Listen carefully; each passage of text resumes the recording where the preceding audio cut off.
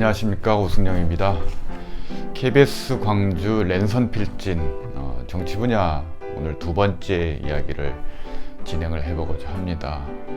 두 번째 주제를 뭘로 할까 고민하다 오랜만에 여의도 정치 이야기 한번 해보는 것도 괜찮을 것 같다라는 생각을 했습니다. 여의도 정치의 핵심은 뭐니 해도 정당 정치겠죠.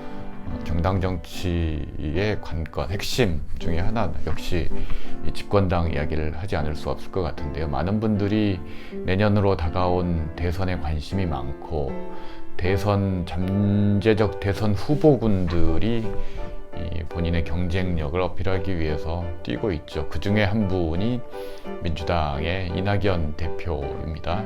우리 지역 출신이기 때문에 더 많은 분들이 지역민들이 관심을 가질 수밖에 없을 것 같은데요. 민주당 대표 취임 때부터 7개월짜리 대표인데 이걸 해야 되느냐 말아야 되느냐 설왕설래 했었는데요. 어느덧 7개월이 다 다가왔습니다. 민주당 당원 당규에 변경이 없다면 아마도 다음 달 9일이 이낙연 대표가 사퇴해야 될 시점입니다. 당대표를. 그래서 지난 7개월간의 이낙연 대표의 어떤 성과, 한계 이런 부분들을 좀 객관적으로 냉정하게 평가를 해보고자 합니다.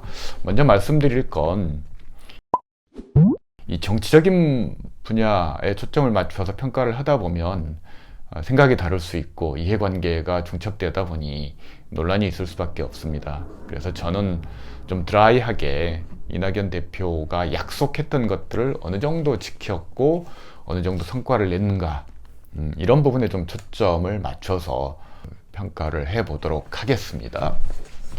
오늘 주제는 이낙연 대표 7개월 미리 평가하는 시간입니다. 먼저 본인은 어떻게 평가하고 있는가? 한 6개월 정도 당대표직 수행하던 시점에서 이낙연 대표가 YTN에 출연을 했습니다. 그래서 지난 6개월간의 당대표 직 수행에 대한 소회를 밝혔는데요. 아마 전체적으로 크게 그 내용이 바뀌지는 않을 것 같습니다. 우선 본인 이야기를 들어보죠. 짧은 기간이지만 1987년 민주화 이후 가장 크고 많은 개혁이 입법으로 실현됐다. 고위공직자 범죄 수사처를 포함해 권력기관 개혁은 그 어떤 정부도 못했던 것이라고 긍정적으로 자평했습니다. 그리고 취임 때부터 약속했던 대로 여당을 진두지휘해 3번에 이르는 긴급 재난지원금 지급을 이뤄냈고 연말 예산안까지 시한 내에 처리하는 등 관리의 정치에서 실력을 보여주었다라고 얘기를 했습니다. 그렇지만 이런 본인의 자평과는 다르게 공수처 출범 과정에서 야당과의 통합의 정치의 한계를 보였던 것 아니냐 이런 지적들도 있고요. 지나치게 당내 주류 이른바 이 친문 지지층에 휘둘렸다라는 비판의 목소리도 있습니다. 그리고 특유의 신중, 엄중 모드를 유지하다 보니까 이낙연의 색깔이 사라진 거 아니냐, 사이다 발언도 사라진 게 아니냐 이런 지적들도 나왔습니다. 그리고 중대재해처벌법 입법에서 법안 자체가 통과 과정에서 누더기가 되어버린 것에 대한 비판의 목소리도 있습니다. 무엇보다도 취임 당시 지지율 1위였던 대선 후보 지지율 1위였던 지지율이 지금 현재 3위로 내려앉았다라는 게 이낙연 당대표 7개월을 평가하는 가장 단적인 지표가 아닐까 싶습니다. 자, 그럼 이낙연 대표의 말을 따라서 이낙연 대표의 7개월을 미리 평가해 보겠습니다. 2020년 8월 29일이었습니다. 작년이죠. 당대표 수락 연설에서 이낙연 민주당 대표는 국민의 5대 명령을 수행하겠다고 약속을 했습니다. 이 5대 명령이 뭐냐 하면 첫 번째가 코로나 전쟁에서 승리하고 두 번째 국민의 삶을 지키고 세 번째 코로나 이후의 미래를 준비하겠다라는 내용이었습니다. 그리고 야당과 원칙 있는 협치에 나서겠다며 네 번째로 내세웠던 게 통합의 정치였고요. 마지막으로 당의 혁신을 국민의 5대 명령의 마지막 명령으로 포함을 시켰습니다.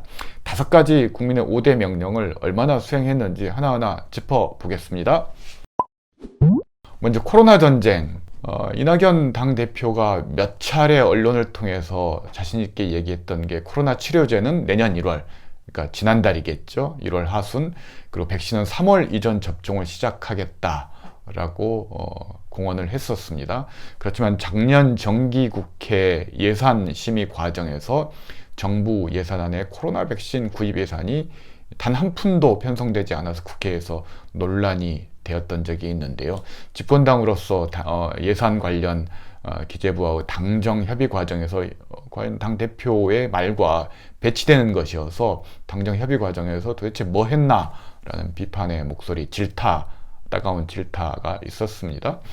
백신 접종도 3월 이전에 시작하도록 하겠다고 했는데 지금 그렇다면 지금쯤 접종이 시작되어야 되는데 여전히 백신 접종과 관련해서 관련 단체나 또 정부 불협화음이 조금 있는 것 같습니다. 언제 시작할지 지금으로서는 뭐 확실하게 일정이 나와 있지 않죠. 물론 보궐선거 이전에 접종은 시작되겠지만 여전히 접종에 대한 사회적 논란은 있습니다. 임시 선별진료소라든지 생활치료센터, 감염병 전담병원, 중증환자 병상 확충 정부와 함께 총력을 기울이겠다고 했는데 이 부분은 뭐 어느 정도 성과를 거두고 있는 부분인 것 같습니다. 두 번째, 국민의 삶 향상시키겠다. 이를 위해서 맞춤형 재난지원금 3조 원을 내년 초부터 신속히 지급하도록 정부를 독려하고 그리고 내년 예산을 최대한 조기에 집행해 민생과 경제를 돕겠다. 이게 작년 이낙연 대표의 발언이었습니다. 그리고 당과 정부가 수시로 재정관리 점검회의를 열어서 재정 집행을 관리하겠다. 뭐 이런 얘기도 덧붙였습니다. 입법 부분과 관련해서 어느 정도 성과를 거둔 부분들이 있습니다. 그렇지만 여전히 이해충돌 방지법, 생활물류서비스산업발전법 뭐 이런 민생 관련 법안들은 아직 통과가 되고 있지 않고요. 그리고 국제노동기구 협약과 관련한 노동법, 고용보험법, 지방자치법 뭐 이런 부분들에 대해서 아직까지 처리되고 있지 않습니다. 계획은 있는데 아직 당 대표 재임 시점에서 성과를 내고 있지는 못하다. 이 부분 역시나 그렇게 만족스러운 긍정적인 평가를 내리기는 어려울 것 같습니다. 세 번째, 코로나 이후 미래에 대해 이 부분이 가장 최근에 뜨거운 부분입니다. 이재명 경기도지사와 기본소득에 대한 현실성 관련해서 비판을 가했고요. 기본적으로 기본소득에 대해서 비판적이고 오히려 코로나 이후 사회 변화 속도와 그에 비례한 불평등의 속도가 우리 예상보다 훨씬 빠르기 때문에 광범위한 사회 안전망을 재편하자라는 문제의식을 제시를 하고 있습니다. 그래서 신복지체제 구상 이런 부분들을 교섭단체 대표 연설에서 밝힌 바가 있습니다. 이낙연 대표의 기본적인 어떤 아이디어는 이 세계 10위권의 경제 규모를 갖고 있는 한국 사회가 최저한의 생활만을 보장한다면 이건 국민들의 삶의 불만을 충분히 만족시킬 수가 없다라는 것이고요. 그리고 선진국 진입을 목전에 둔 21세기에 맞는 새로운 기준을 설정할 필요가 있다. 그래서 국민 생활의 적정 기준을 만들어 취약계층뿐만 아니라 중산층도 전 생활 영역에서 혜택을 받을 수 있도록 어떤 선별주의와 보편주의를 융통성 있게 하자. 이른바 포괄적 사회 안전망 구축을 핵심으로 하는 신복지체제 구성을 천명을 했습니다. 이 부분은 아직 천명 단계이고 또 대선 공약을 통해서 더 구체화될 예정이어서 구체적인 성과를 아직 내는 단계는 아니고 아마 대선 과정에서 더 논쟁을 통해서 평가가 이루어질 거라고 봅니다. 네 번째, 통합의 정치. 이 부분은 뭐 길게 얘기할 필요는 없을 것 같습니다. 통합의 정치의 회심의 기획이었던 두 전직 대통령에 대한 사면이 오히려 당내 그리고 지지층 내에서 극심한 반발과 비판에 직면해야 됐고 결국 오늘날 지지율 3위 후보로 내려앉게 된 결정적인 어떤 악수 중에 악수가 되었다. 뭐 이렇게 짧게 평가할 수 있을 것 같습니다.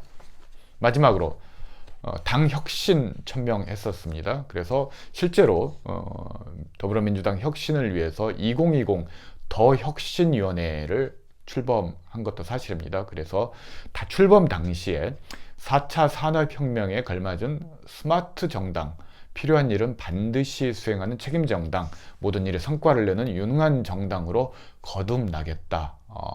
출발은 화려했는데요.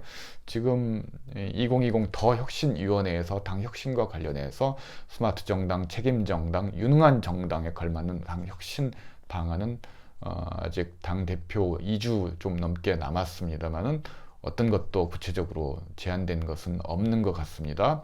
오히려 당 대표 임기를 얼마 남겨두지 않은 시점에서 경선 연기론이 나와서 당의 혁신이 당헌 당규, 그 중에서도 대선 후보 선출과 관련된 규정을 변경하는 것에 집중된 거 아니냐라는 따가운 눈총을 받을 것 같습니다. 자, 이낙연 대표가 약속했던 5가지 국민의 명령을 따르겠다라는 것에 대해서 짧게 총평을 해봤습니다. 그렇다고 꼭 이 부분에만 국한해서 평가를 할 수는 없겠죠. 어차피 정치는 정치적인 부분에서 평가를 받을 수밖에 없기 때문에요. 그런 부분과 관련해서 가장 주목해서 봐야 될 부분이 대선 후보로서 이낙연은 과연 어느 정도 수준인가 라는 부분이겠죠. 앞서 잠깐 얘기했습니다만 과거 사이다 이미지에서 지금은 엄중 이미지로 바뀌었습니다. 결코 긍정적인 이미지는 아니죠. 그리고 취임 직전 어대낙, 즉 어차피 대표는 이낙연이라는 말이 유행을 했었죠. 이 말은 중의적인 표현으로서 어차피 대통령 후보도 이낙연이라는 의미까지 같이 내포하고 있었습니다. 그렇지만 7개월을 채워가는 현 시점에서 어대낙은 자취를 찾기가 쉽지 않습니다. 오히려 어대낙을 대체해서 어대명, 어차피 대선 후보는 이대명, 이른바 이대명 대세론이 7개월 동안 더 확산된 시점이었다라고 얘기할 수 있을 것 같습니다. 구체적으로 여론조사 지지율을 제가 이 자리에서 언급하지는 않겠지만 어찌됐건 7개월의 기간 동안 7개월의 시간이 이낙연에겐 추락의 시간이었고 이재명에겐 상승의 시간이었다. 물론 이것이 최종적인 결과물은 아니고 아직도 민주당 당헌 당규에 따르면 9월까지의 시간이 남아 있다라는 거죠. 최소 6개월 이상의 시간이 남아 있기 때문에 이러한 흐름들을 반전시킬 수 있는 어떤 계기가 필요할 것 같습니다. 그런데 이낙연 당대표가 대표를 그만두고 민주당의 대선 후보까지 되는 이른바 최상의 시나리오가 실현되기 위해서는 몇 가지 고비들이 있습니다. 첫 번째는 4월 7일 재보궐선거에서 민주당이 승리해야 된다는 겁니다. 결국 당 대표 체제에서 4.7 재보궐선거에 대한 큰 전략적인 틀을 놓을 수밖에 없고 실제로 당대표를 3월 9일 예정대로 그만둔다면 결국은 선대위원장 형태로 선거를 지휘하고 책임을 질 수밖에 없는데 만약 4.7 보궐선거 특히 서울시장 보궐선거에서 민주당이 패배할 경우 대선 후보 이낙연은 아마 더 이상 버티기 힘들 가능성이 높다. 많은 분들이 지적하는 부분입니다. 결국 4.7 서울시장 보궐선거 결과에 이낙연의 정치적인 명운이 걸려 있다. 정치적으로는 이렇게 말씀을 드릴 것 같습니다. 두 번째, 정책적으로도 이낙연 당대표가 극복해야 될 과제는 남아 있습니다. 정치적인 논란을 벗어나서 정책적인 측면에서 돌파구를 찾겠다. 이게 이낙연 당대표의 지지율 부진에 대한 대응책이라고 할 수 있을 것 같은데요. 이런 부분들에 맞춰서 지난 교섭단체 당 대표 연설에서 신복지체계 구상을 밝힌 바가 있습니다. 그 핵심은 앞서 제가 잠깐 언급했듯이 맞춤형 지원과 전국민 지원을 함께 협의해 나가겠다라는 것입니다. 늦지 않게 충분한 규모의 추경안을 편성하겠다라고도 얘기를 했고요.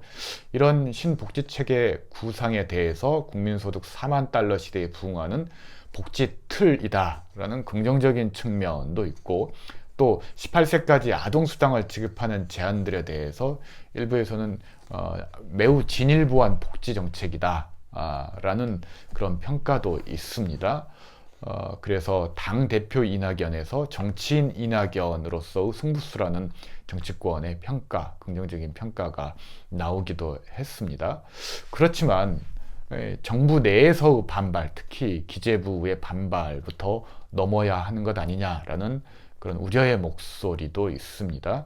당장 기획재정부가 이낙연 당대표의 신복지체제 구상에 대해서 비판을 가했습니다. 홍남기 경제부총리가 페이스북에 전국민 보편 지원과 선별 지원을 한꺼번에 하겠다라는 이낙연 대표의 연설 내용은 받아들이기 어렵다.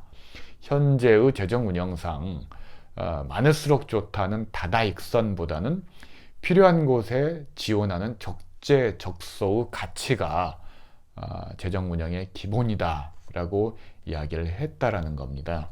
아마 이런 부분은 이낙연 대표뿐만이 아니라 이재명 경기지사가 내걸고 있는 기본소득 논의와 관련해서도 결국 이런 복지체제의 재편 혹은 복지체제의 틀을 넘어서는 기본소득 제안들은 현존 재정운영체계의 적절성 그리고 규모에 대한 평가를 벗어날 수 없다라는 겁니다. 결국 이 문제에서 어떤 방향으로 나아갈 것인가에 대해서 정부가 방향을 정하지 않으면, 정치권이 그 방향을 주도하지 않는다면 어떤 제안도 결국 현존하는 현실의 제약 요건의 장벽을 넘어서지 못할 가능성이 있다. 결국 이 정책적인 부분에 있어서도 재정 운영의 방향, 선택에 대한 확실한 의사결정과 방향 설정이 먼저 이루어져야 될 것 같습니다. 대선 후보로서 이낙연이 3위 후보를 벗어나기 위해서는 선거공학적인 부분에서 과제도 있습니다. 우선 이낙연 후보의 대체제가 너무 많다라는 겁니다. 예컨대 같은 총리 그리고 여러 차례 당대표 경력을 가지고 있는 정세균 총리가 4.7 재보궐선거 직후 대권에 도전하겠다라는 것은 뭐 기정사실이고요. 친문, 호남이라는 공통의 지지 기반을 가지고 있다라는 겁니다. 경력 역시나 당대표 총리 중첩되는 부분이 많다라는 겁니다. 그리고 플랜 C로서 임종석 전 비서실장도, 청와대 비서실장도 있다라는 겁니다. 이런 대체제가 많은 상황에서 이낙연 대표가 어떻게 이 부분들을 극복해 나갈 수 있을 것인가 라는 부분도 관건입니다. 호남 후보로서 장점이 있는 반면 호남 후보로서 한계도 있습니다. 민주당이 대선에 승리하기 위해서는 호남만으로는 불가능하지만 호남 없이도 불가능합니다. 요는 호남에서 지지는 일종의 민주당 대선 후보에게 있어서는 시드머니와 같은 거라고 할 수가 있죠. 그렇지만 시드머니만으로 사업의 성공을 보장할 수는 없다라는 겁니다. 확장성이 있어야 되는데 그 확장성은 결국 PK 지역을 중심으로 한 부울경을 중심으로 한 영남 지역과 그리고 충청 수도권 지역에서의 확장성인데 그것은 결국 전략적인 대선에서의 승리 가능성, 어느 지역의 표가 더 많은가의 문제 하나와, 그리고 두 번째로는 이러면 중도 지지층, 중도 유권자들이 어떤 선택을 할 수 있는가, 중도 유권자에게 어필할 수 있는 후보가 누구인가에 따라서 결정이 될 수 있을 것 같습니다. 6개월의 시간 동안 모두에게 똑같은 시간이 주어져 있지만 그 주어진 시간을 어떻게 활용하는가는 결국 대선 후보의 자질과 능력에 따라서 결정이 될 것 같은데요. 이낙연에게 주어진 당 대표로서 주어진 7개월의 시간은 그다지 행복하고 성공적인 시간은 아니었던 것 같습니다. 그렇다고 앞으로 남은 대선 후보로서의 6개월의 시간이 반드시 똑같으리라는 보장도 없습니다. 반전의 계기를 만들어야 되는데요. 그 첫 번째 계기는 4.7 재보궐선거에서 민주당이 승리하도록 하는 것입니다. 특히 서울시장 선거가 중요할 것이고요. 두 번째로는 기존의 기본소득 중심으로 선점된 대선 의제를 넘어서는 그런 의제를 만들어낼 수 있겠는가. 이재명표 기본소득을 대체하는 이낙연표 신복지체제가 과연 국민들의 선택을 받을 수 있겠는가. 이 선택을 가늠할 수 있는 가늠자는 기재부의 장벽인 것 같습니다. 앞으로 지켜봐야 될 부분이 바로 이런 부분들인 것 같습니다. 오늘은 이낙연 당대표의 7개월을 간략하게 점검해 봤습니다. 앞으로 이재명 지사를 비롯해서 민주당 대선 후보들에 대한 이런 짤막한 총평의 시간들 계속 가져보도록 하겠습니다. 자, 오늘은 여기까지 하겠습니다. 감사합니다.